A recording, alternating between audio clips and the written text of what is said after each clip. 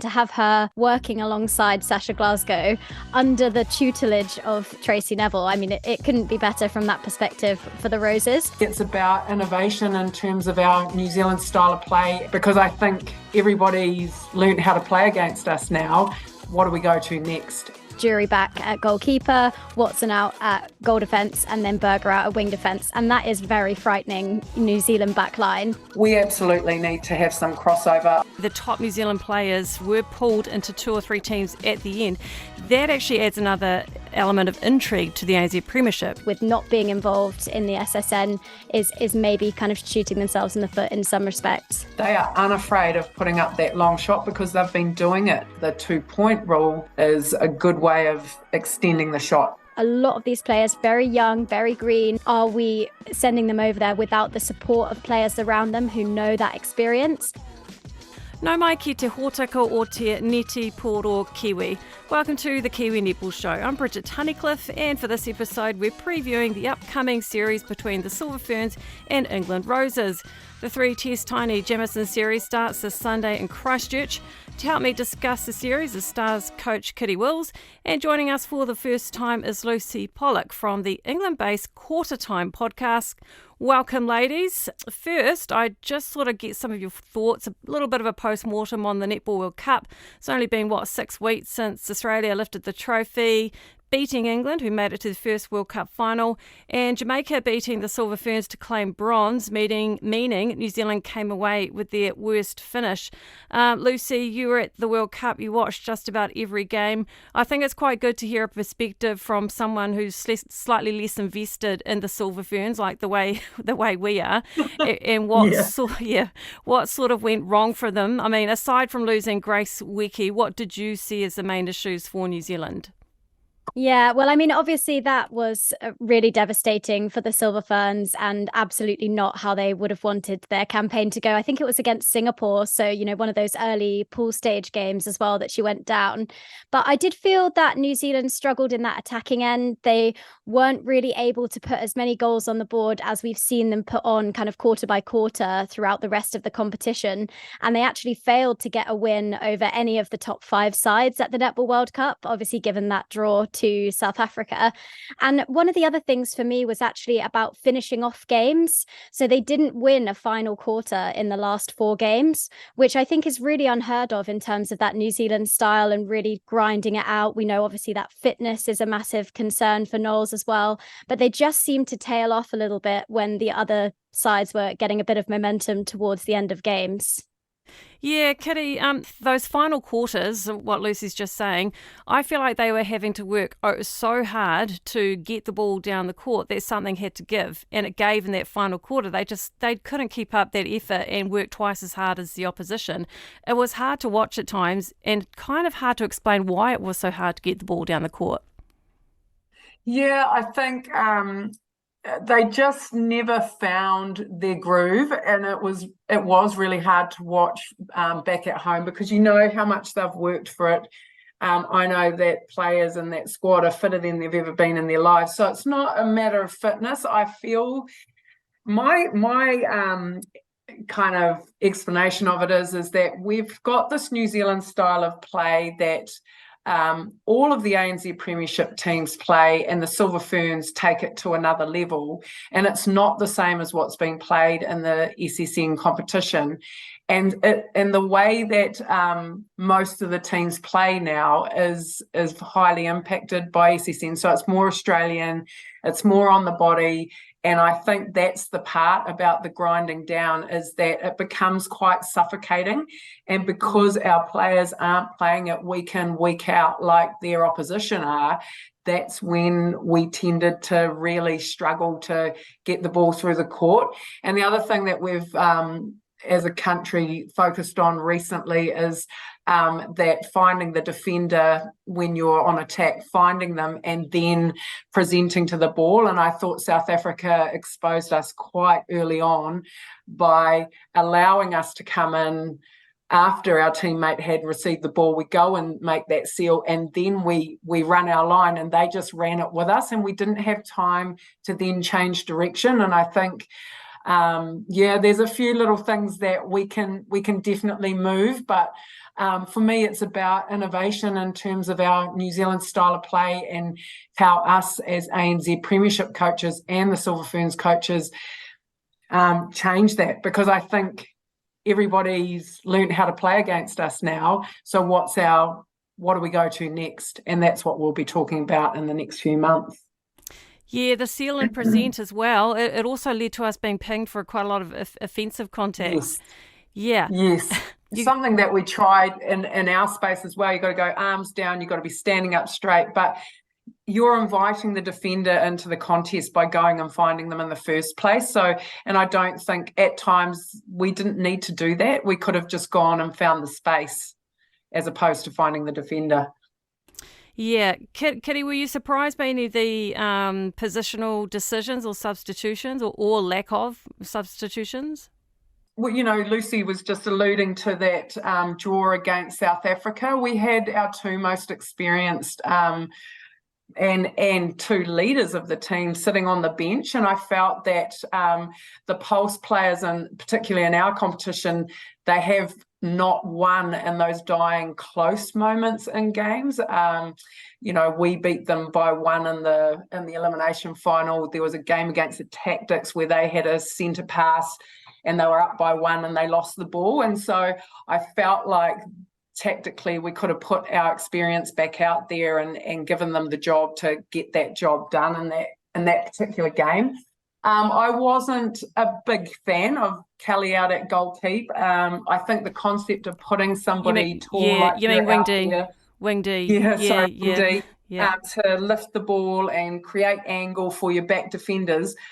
I understand the concept and I think it's a great strategy. However, I think we still have quite tall wing defenders who've also got some pace and speed to keep up with the nippy little wing attacks that would have provided the same outcome in front of a shorter wing attack, but with a little bit more speed. And they're used to playing that circle edge. It's actually not easy defending around the circle edge, and Kelly doesn't do that in her everyday job at the Pulse in the circle. So there were things like that. Sorry, Lucy. No, I was just going to say, Kiri, I couldn't agree with you more about that. It felt to me a little bit like trying to put a square peg in a round hole. I think Kelly Jury is so dominant back at goalkeeper that moving her out there and then it didn't seem to be working. She wasn't actually winning that much ball, and I don't feel necessarily that she was able to set up as much as your other wing defenders when they're out there. I mean, I love Karen Berger out in wing defence. I think she's just so frightening as an opposition to come up against, and I don't necessarily know if the Kelly Jury experiment worked. Yeah, and I think if you're going to use it, you use it for 5 minutes to change things up and perhaps cause an error because the wing attack and the goal attacks are looking at something a little bit different. But to leave it out there, and once teams had looked at it, they then had their game plan to run around it. But I agree. So in my starting lineup, Carden is wing defence. I would like to have two of her. Exactly. That is the problem that Noeline Taurua had, is that she couldn't clone Karen Berger or Kate Heffernan. Because for me, Kate Heffernan and Karen Berger are our two best wing defences in the country. They would have been great there. But there were certain games where we needed Berger at goal defence and certain games where we needed Kate at centre. So that's just depth, isn't it, really? It is depth. And I think the other thing too is that last year we saw quite a lot of time and effort being put into Whitney at centre, and we didn't see her at centre at any stage during the World Cup. So there, I think we had some other options that we had worked on and then we didn't use them. I mean, I like Tapia Selby-Rickett and Maya Wilson as a combination. They read off each other and they play the same sort of space and the way that they move the circle. And I felt at times that option could have been used when Amelia Rand was being subbed off, that we potentially could have injected Tapia into the game. And I actually thought she did a really good job at goal shoot when she was out there. So when Grace went down, we actually had more than one option in that goal shoot position. But in saying that, I thought Maya had a great World Cup. Yeah, what she did was really commendable. Lucy, Jane Watson had a foot injury before the World Cup, and Noeline has since said, I asked her about this last week, that it did have an impact on her during the World Cup, insofar as perhaps she wasn't quite as sharp because she couldn't take part in all the on-court build-up. And so she wasn't that up to speed with on-court strategy that had to be managed. Do you think that explains a bit? Because there were times when Jane was brought on for the last 2 minutes in one game, last 3 minutes at goalkeep, and I actually thought she could have been an option at goal defence. That could have solved a few problems for us if she could have gone at goal defence. Yeah, absolutely. If all the players had been fighting fit and that injury hadn't been, part of the conversation, then I would have had Jury back at goalkeeper, Watson out at goal defence, and then Berger out at wing defence. And that is very frightening, New Zealand back line.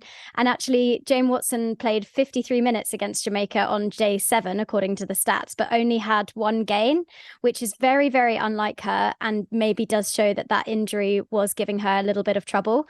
But I do think that the bigger question for New Zealand wasn't really in the defence end. It was the attack that was more of the problem, what we were mentioning earlier, with that kind of stickiness at times and how laboured it felt, particularly in the semi-final against England. I mean, it really was it's like the players were playing through treacle at times. It was really slow. You didn't have that kind of injection, I think, from both sides as well at times.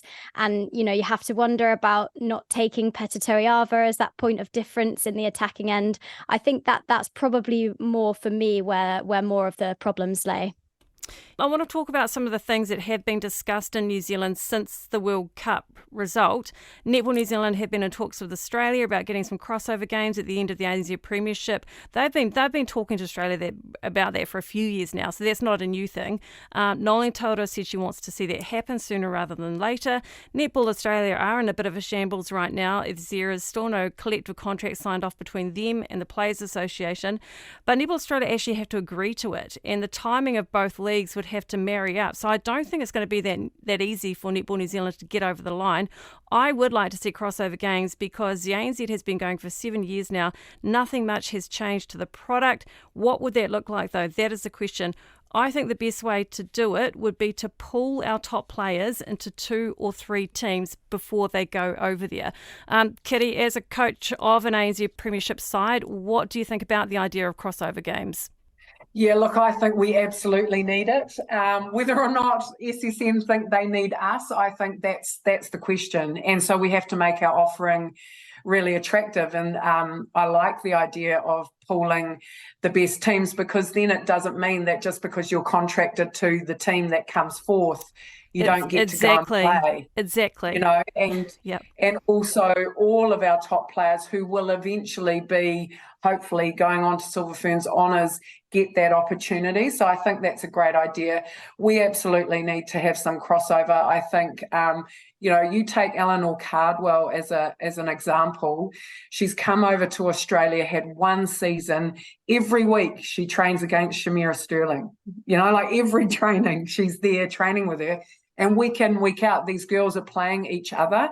And I think we need to do something about our competition in terms of making it different and more attractive, because you're right, Bridget, it has been the same for 7 years. And I think now with the tiering system and our contracting, it's made the teams more stable, which is a joy for a coach. I love that.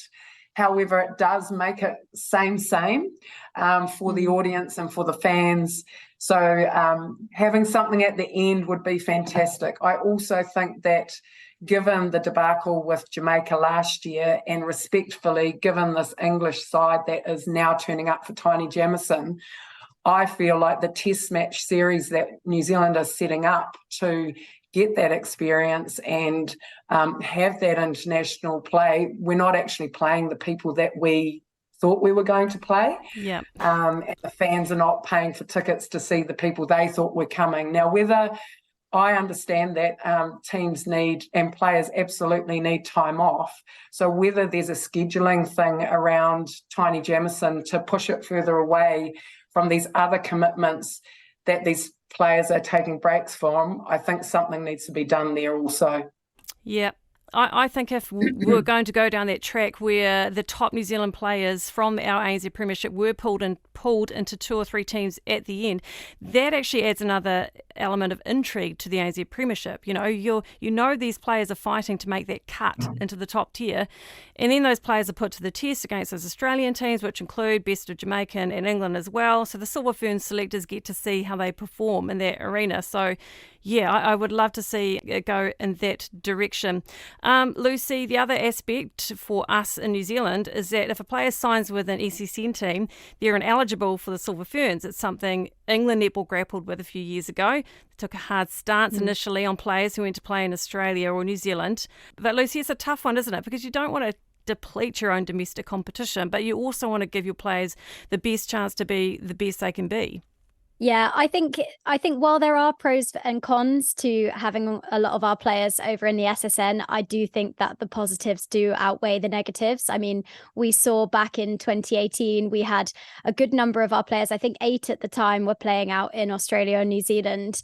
And that was obviously a very successful year for us. And we have noticed that the players that are playing over there, they are the real cream of our England Roses that we then build the squad around.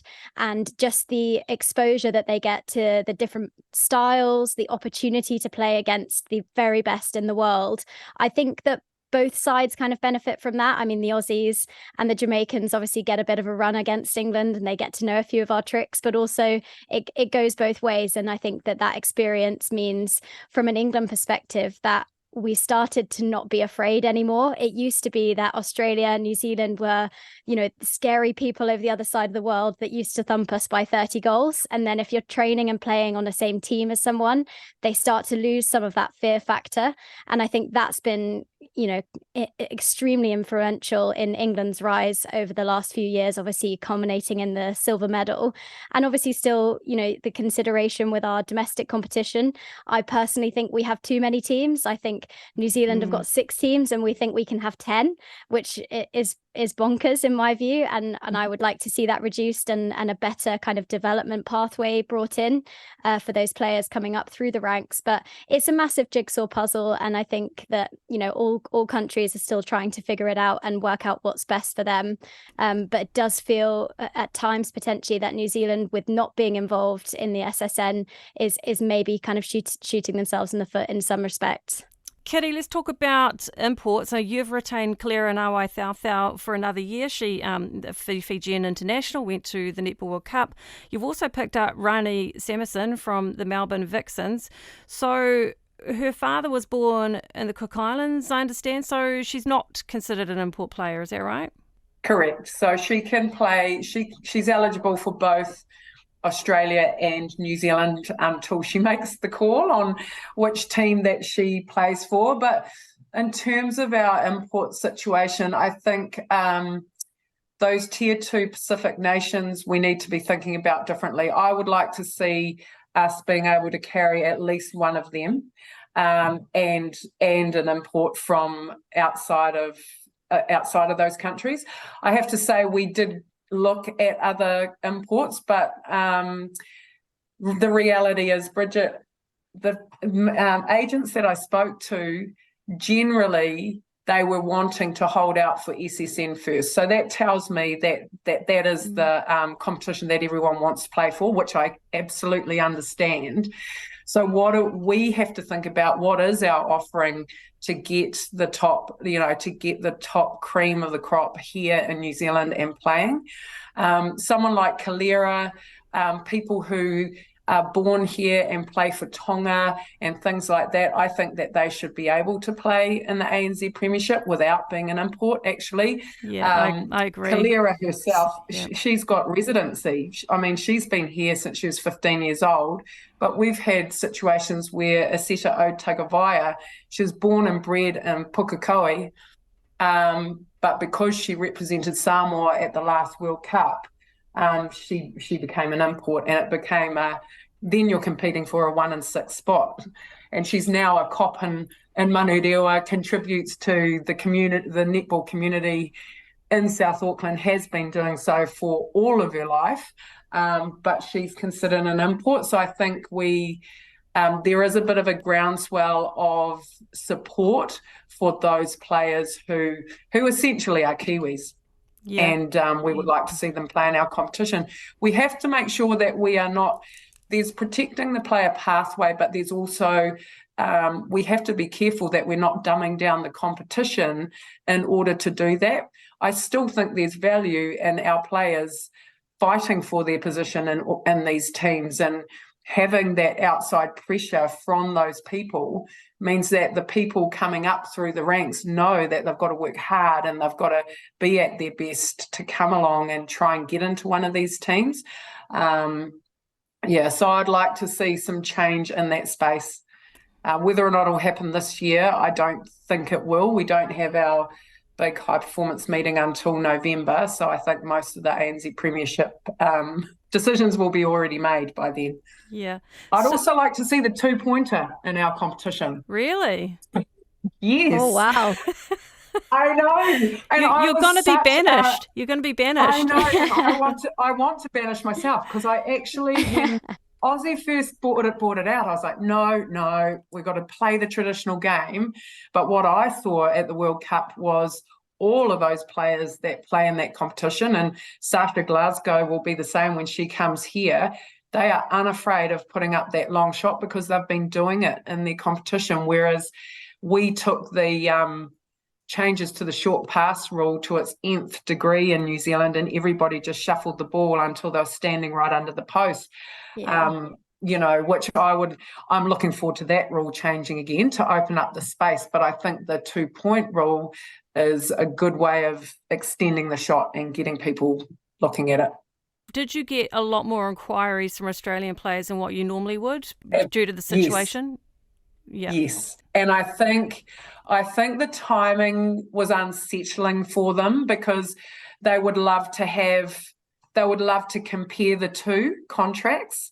But at the time, we had a deadline that was pre-World Cup. So we had to have a response by a certain time, and they didn't have anything to compare it to. So they took the risk and ran with it. But yes, absolutely.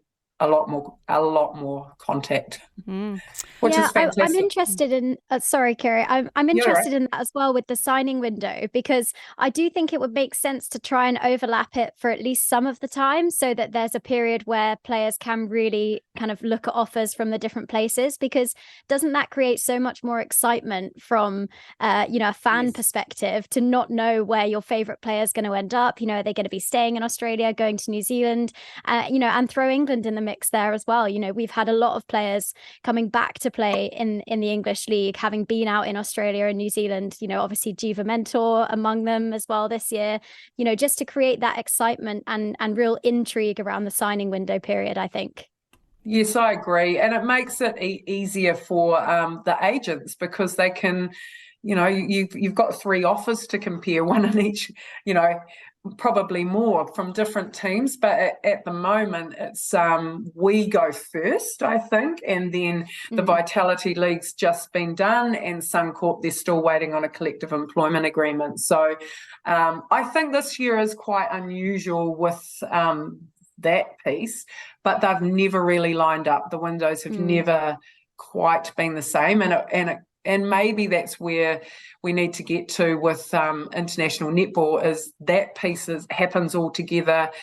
I understand we agree to the international window, but I still have my doubts that that's working for us at the moment. But there is meant to be an international window. So if we can agree to certain things, we can make the sport really pump. And, you look at the world, then see, even having the Netball World Cup while the Football World Cup, Women's Football World Cup was on, was also a little challenging, I thought. Oh, that was a shocker. Yeah. I think from a New Zealand and Australian point of view, the two countries that dominate netball and have the most media coverage around netball are hosting the FIFA Women's World Cup at the exact same time. I reckon it's probably cost Netball Australia potentially millions of dollars of sponsorship, because they weren't able to leverage off that.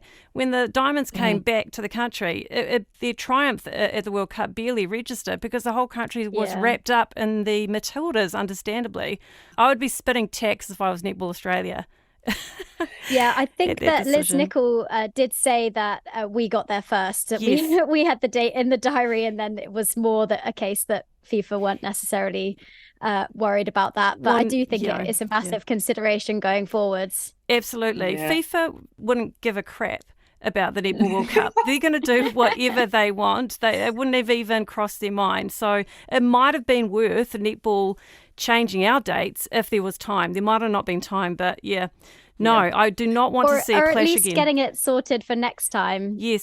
So that the same thing doesn't happen again. Yes. Let's wait for them to set their date. Yes. And then we'll figure out where we sit around it. Yeah. Okay, so despite the SSN players being in limbo at the moment in Australia, the 8th franchise has been established, backed by SEN. The head coach is former Roses coach Tracy Neville. There's strong rumours that Neville has recruited Al Cardwell and Sasha Glasgow. Lucy, if that's the case, you must be pretty excited about that, wouldn't you? That can only be good for England's high-performance programme.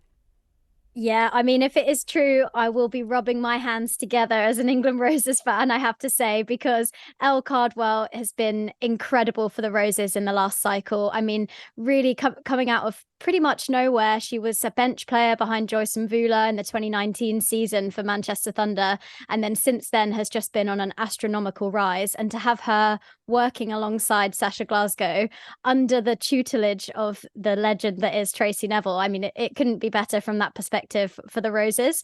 And also that they'll get to come up against all those defensive combinations and units over in the SSN, just like we were talking about earlier. And I think with Glasgow being such a young player, she's still only 24 and she hasn't previously been around the Roses environment until this test series. She'll get the chance to be led by Tracy, who knows the Roses inside out. And obviously, though she isn't the coach at the moment, she potentially could come back one day. Who knows what might happen? And also, she knows how England play and how she would want Sasha to integrate into that environment. And I think that could be a very special combination between Cardwell and Glasgow. And then you add people like Housby back into the mix, George Fisher as well. I think, the England attacking line is looking like potentially our strongest area for the next cycle. Yeah, well, what a great succession plan. That's beautiful. Tracy Neville could build a little England inside of the Australian League. Watch the space. So that's a good segue into the Roses New Zealand series. There was a big reaction in New Zealand when the England team was announced. Not that uncommon to see some top players rested after a World Cup, but when I looked down the list and saw no one from the World Cup named, including Fumi Fidoju and Liv Cheen, who didn't actually get a lot of court time in South Africa, that's what surprised me, Lucy, were you surprised by the New Zealand reaction, which included our CEO using the word disrespectful? Yeah, I have to say I was probably surprised at elements of the reaction, but quite surprised at how severe the reaction was. I don't think anyone appreciated probably how wounded New Zealand were by what happened at the Netball World Cup. I mean, we've finished fourth a lot of times, so if we finish above fourth and we get a medal, we're generally pretty pleased about it. But for New Zealand to have their worst World Cup experience, and then for a team to be named that they felt, in Jenny's words, were disrespectful, I think you can understand where that was coming from, but I do think that England should have had a conversation prior to the announcement about this. I mean, I can't understand why you wouldn't just at least give a heads up. Okay, we're resting all our players for a planned rest period. They could have known about this months and months ago, and maybe that would have changed things from New Zealand perspective in terms of the reaction, because I do think the word blindsided kind of comes to mind, that they didn't know that they were going to be sending a team of development players, and you can't argue that isn't the case. I mean, no players who played at the World Cup, like you mentioned, Liv Cheen and Fumi Fidoju, they didn't get a huge amount of court time, and I think that this could have been a real opportunity for them to shine in this series. And I would have liked to see the series played with at least a few senior Roses, because obviously a lot of these players, very young, very green, none of them with experience playing overseas yet at all, all of them playing in the Netball Super League, and they haven't tasted that top level of international netball against Australia and New Zealand. And that's the real problem for me, is are we kind of sending them over there without the support of players around them who know that experience. Obviously, we've got, fantastic to have Joe Harton on the coaching bench, but is that enough for these young players to go out there and have a positive experience? I'm not saying that they're going to be, to win a game against New Zealand. I think that will be a struggle. I think they can compete, definitely, but I think that you just don't want them to go out there and have a bad experience, and for that to be damaging potentially going into the future without that support of, somebody playing on the line next to you who's known it and been around the block and done that before. So I think communication wise, it could have been better from England's perspective. I think that there's a lot of exciting talent that I'm looking forward to see getting out there.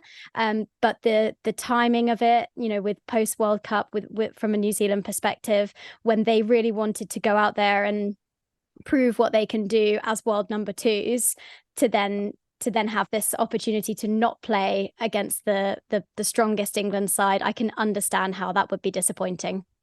Oh, yeah, and I think part of the wounded comes from that series flop against Jamaica last year, which cost Netball New Zealand. The original press release said that former Silver Fern Liana Leota was stepping in to temporarily lead the side as head coach for the series, because the planned break was also for the staff as well. But Lucy, you pointed out to me in the last few days that Jess Selby is still travelling to New Zealand. She's saying, my role is slightly different with this team. Being in situ will give me great insight into the player group, how they react and respond game on game. But I don't really get it. But this has been a change, right? They would have told us this in the first place if Jess was coming out here. So there's been a change somewhere, right? Potentially, although I do think that it sounds like she hasn't been in camp with the team for the past 6 weeks because she's been on that planned rest period. But she is back working with them now, and obviously going to New Zealand in an advisory role. I think it's probably important to remember she did lose her father while out in Cape Town, so you can understand her taking a back seat and a bit of a break after the World Cup. However, it does seem odd for her to be out there but not be kind of on the coaching bench. And, I personally feel that Sam Bird, Liana Leota and Joe Harton, they bring a wealth of experience and a great variety of skills to the coaching bench. And I think they'll do a fantastic job. But it just, does it say that maybe Jess doesn't want to let them go off without her? Or does she want, does she not trust them? I don't know. It's a really tricky situation. And I think it kind of puts everyone in a difficult position, because Liana Leota is the head coach, but you've also got the actual head coach looking over your shoulder. And is that going to get the best out of her? And obviously there's, questions about the future of Jess in the England role. Does this mean she's stepping away, or will she be continuing into the next cycle? It's really up in the air. And I do wonder whether there's not as much clarity as we would like. But obviously we're not in the camp, so we can't know what's going on behind closed doors. And actually maybe that coaching lineup would like the support of Jess there on hand, to be kind of working behind the scenes. And we know there's a whole team of other people behind the scenes who'll be working as well. So yeah, it will be interesting to see. And I just hope that Jess, has had a sufficient break before going into this tour again, because it's been quite a tough couple of years for her particularly.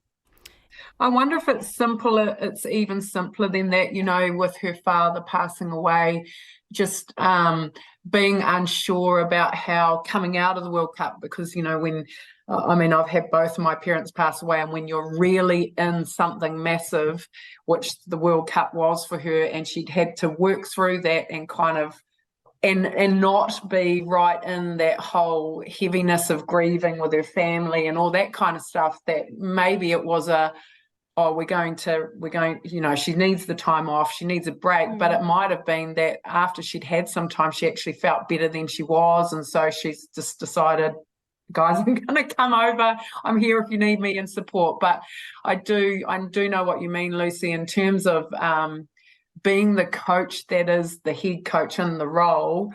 There needs to be some really clear boundaries about what she's actually there to do, because that's the last thing you need. You're already under a bit of pressure, and I think this team is going to be under pressure, because you're right, it's learning learning to play at any level is made better when you've got senior experienced people around you helping you along the way. And that's what they haven't done for this young group. And I agree. I mean, I think even people like Fran Williams could have come along. She, you know, she came onto the court and made an impact, but she hasn't consolidated her starting position in the Roses. So all of those fringe players probably could have done with this as right, I'm a starter for this game. This is my opportunity to lead. I'm going to help these guys to work through playing what is going to be a very, very solid Silver Ferns side. Yeah, and I would have said give them 4 weeks off after the World Cup, 2 weeks prep, and then their travel, and then they'll get going over there. And personally, I would have had Fran Williams as my captain for this series. I think she is the future for the Roses and performed so well at the World Cup, and I would have liked to see her rewarded with an opportunity to shine. So let's take a look at the England squad, starting with the shooters. I'm really looking forward to seeing Sasha Glasgow get her debut and Sophie Drakeford-Lewis in the shooting circle. Kiri, Sophie Drakeford-Lewis has carved up our defenders in the past.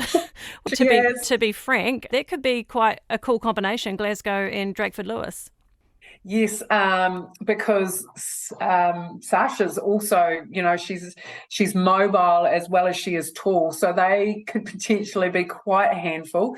Sophie is so quick, and I just have visions while I'm sitting here of her cutting hard across the top of the circle, and our defenders trying to go and meet her, but by the time they get to her, she's already run past them. So for us, we're going to have to contain those two. We're going to have to shut down their movement and meet them a little bit earlier. And I think this is some of the stuff we need to kind of move from is our box defense, or whatever we call our space marking. Yes, we want to fill space, but we also want to shut off running lines. And I think if you don't contain Sophie, then she just opens up the circle and continues to move it until either one of them pops free for the ball. They could be like a little Sunny Coast Lightning combo, they could be quite similar to those two in there. Yeah. Lucy, what can you tell us about Emma Thacker and Berry Neal? They're both just 20. I know that Elisa Alexander is a big fan of Berry Neal, has said that she reminds her of a Helen Housby and could even be better than a Helen Housby. Wow. Yeah. I mean, they're both tall timbers. Neil's 6 foot, Thacker just under 6'3". And I think they just have that kind of fearless attitude about them, and both just such bright futures ahead of them. I think they've both drawn the comparison to Helen Housby as well. Emma Thacker, particularly, I noticed her, I think it was in the 2020 Netball Super League season when she was at Loughborough Lightning. And she is just dominant, and she can really, really command the goal circle. Both of them can play goal attack or goal shooter and do that switch really easily. And if you think about, who's on the bench coaching them, Joe Harton, one of the masters of being able to do that, and has done that so much for England, that switch between goal shooter and goal attack. And obviously, Helen's now 28, and she's obviously by no means hanging up her dress yet, but it's great to know that we've got two potential people in the wings to come and step into that role later down the line, as we did have, I would say, a bit of an issue after Pam Cookie retired, and that we didn't have that goal attack position really nailed. And now I think we've got a plethora of options, and it's going to be about solidifying the combinations and working out which players naturally gel and work well together. I do think you'll see Glasgow and Drakeford-Lewis starting, but I really hope we get to see Thacker and Neal out there, because they are absolutely rapid and quick, and it will be really good to see how they stand up to that pressure, as obviously still being both quite green. Yeah.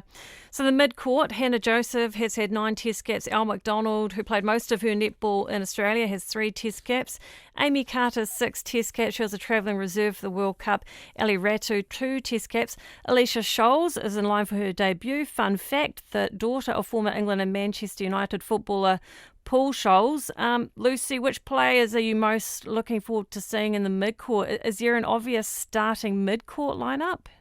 Yeah, I mean, I think you'd have to say you'd go with Joseph out at wing attack, Amy Carter in centre, and Ellie Ratu in wing defence. Mm-hmm. That would be probably my best guess for the starting lineup. But obviously, Elle McDonald, has come on for England in previous series. I believe she played at the Quad Series as well last year. I think in terms of Ellie Ratu, she is a great centre for the future. Tamsin Greenway has actually tipped her as, she thinks she should be England's next starting centre after Jade Clark and Laura Malcolm, etc. So, she is someone that I hope that we really invest time in, because she has got all the natural abilities and attributes to be an outstanding centre. She can sometimes be guilty of giving the ball a little bit too quickly, and maybe she'll get sucked into a few of the traps laid by New Zealand. So I'd put her in wing defence to give her the bit of time against the New Zealand attack through that mid-court, and then inject her into centre when she's had a little bit of time to suss out what's going on. Amy Carter is a real steady player in centre. She can win ball defensively as well, and she's really patient with ball in hand. And Hannah Joseph's nice and creative as well in wing attack. Alicia Scholes, the wing attack you mentioned, she's been playing for London Pulse, moving over to Saracens Mavericks this year. Staying at London Pulse actually, I believe. And she's really good. She's really nippy, very, very fast, will often reset to the transverse line, and so can be a little bit guilty about not quite attacking the goal enough. But there's a lot of exciting prospects in the England mid-court, I think. Ellie Ratu and Amy Carter probably my top two among those names that you mentioned. But I don't know if we've got any superstars in this lineup yet. I think that's probably the area where England needs to try and figure out, who we're going to go with, and really invest a lot of time and energy in them to get them up to where they need to be. Okay, the defensive end, couple of familiar faces for me. Vicky Oyasola, 6 Test caps. We've seen her before in New Zealand, but quite experienced.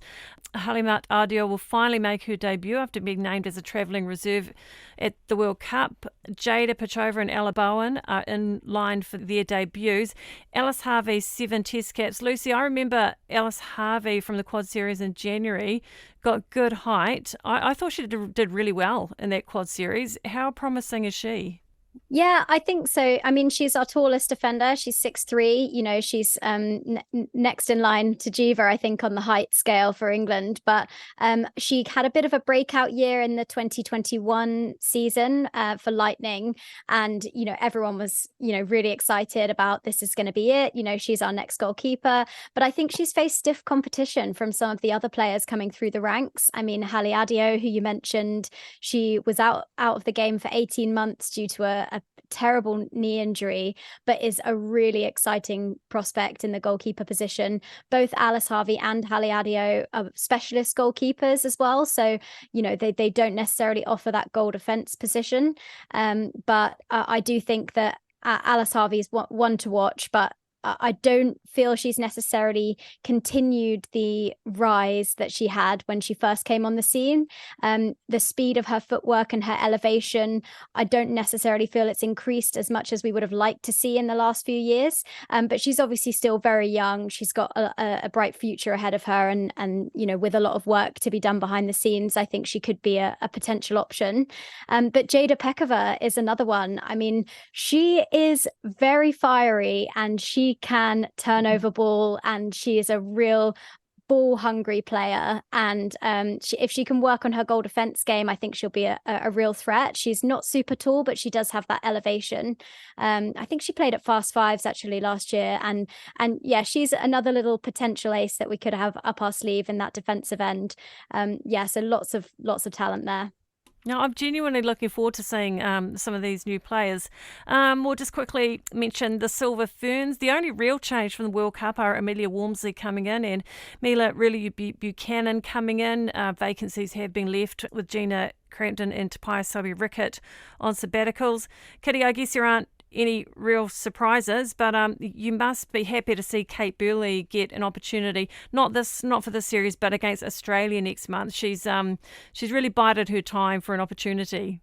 Yes, she has, and I thought from Steele had a season that they'd rather forget, and through injuries and all sorts of things. And I felt that both the Kate Heffernan and Kate Burley, it didn't matter what the scoreline said, and it didn't matter what game it was, those two stood up and were consistent for 60 minutes, which takes a lot mentally to stay in it. And you saw some of their teammates, their heads would go down, the shoulders would drop, but those two were always on top of the game. So I think she thoroughly deserves her Silver Ferns call up. I do think we need to start looking at that defensive end and start building our succession plan there, because we are low on defenders, and I know this because every year when you go to contract, there seem to be fewer and fewer around. So we do need to start bringing through some of these young ones. But I'm really excited to see what Amelia Walmsley can do in this series against England. She's had such an amazing season with the Pulse,